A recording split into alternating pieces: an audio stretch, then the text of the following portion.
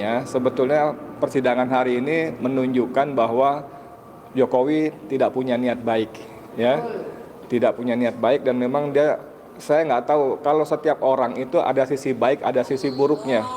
Tapi sepertinya Jokowi nggak punya stok kebaikan sama sekali, ya.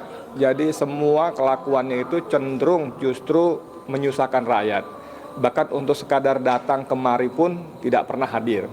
Dan kita kan sering berurusan dengan Jokowi, bukan baru kali ini, ya kan.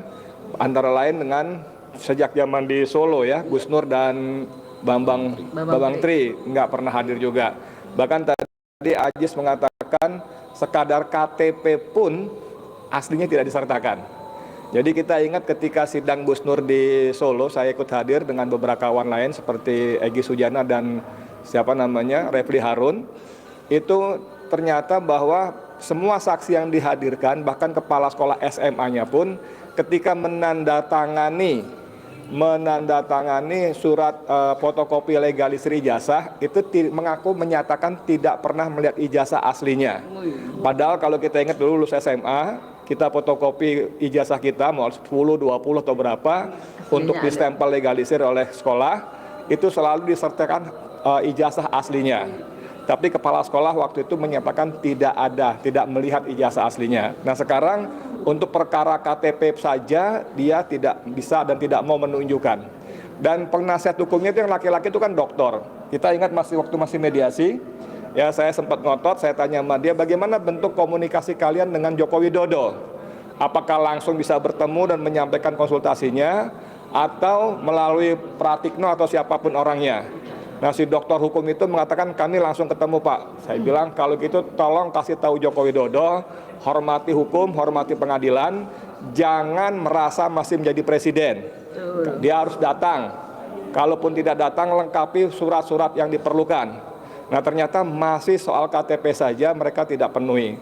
Dan saya kira teman-teman sekalian ini bukan mereka tidak tahu, apalagi untuk seorang dokter hukum, pasti mereka paham betul bagaimana cara beracara di pengadilan, pasti paham betul surat-suratnya seperti apa dan sebagainya. Tadi saya nggak tahu istilah apa, maksudnya apa, tapi majelis hakim menanyakan kepada kuasa Jokowi, apakah hak kuasa Anda kuasa absolut atau terbatas? Relatif ya istilahnya ya. Saya nggak ngerti maksudnya apa, tapi dia mengatakan relatif dan terbatas. Nah itu nggak ngerti tuh maksudnya apa. Tapi saya kembali membaca aroma bahwa memang Jokowi sengaja satu tidak berniat menghormati hukum, kedua memang dia sengaja mengulur-ulur waktu. Tapi begini buat hakim ya, saya nggak tahu tata cara beracara di persidangan, cuman saya terus terang capek ya menghadapi manusia satu Jokowi ini. Mohon dengan sangat bahwa hakim bekerjalah dengan satset gitu loh, nggak usah terlalu terpaku dan menggunakan normatif untuk memperlambat pengadilan ya gitu ya.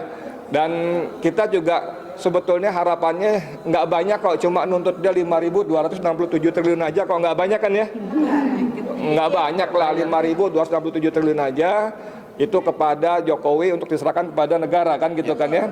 Habib Rizik bahkan mengatakan sebagian itu akan diserahkan pada Prabowo untuk membantu program makan gizi gratis ya kan. Kalau kepada para penggugat prinsipal cuma minta bayar Rp1 saja ya, Rp1 saja. Nah kita akan menjadikan bahwa pengadilan ini akan masuk pembuktian, menyampaikan membongkar, karena kita kan tamak ya, tim advokasi melawat bohongan ya. Tamak, tim advokasi melawan masyarakat anti kebohongan, tim advokasi masyarakat anti kebohongan. Jadi kita akan bongkar kebohongan Joko Widodo bukan ketika hanya presiden, tapi sejak menjadi gubernur DKI Jakarta waktu itu ya.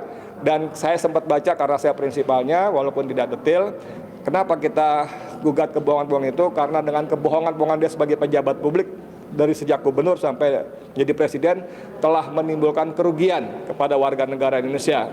Macam-macam tuh, segala macam bohongan-bohongan itu. Dan saya percaya Ajis dan teman-teman teman-teman lawyer yang lain, ada Bayeki, ada Heri dan kawan-kawan yang lainnya akan bekerja dengan serius, dengan sungguh-sungguh sebagaimana selama ini mereka buktikan ketika membantu para aktivis dan ulama yang dikriminalisasi ya.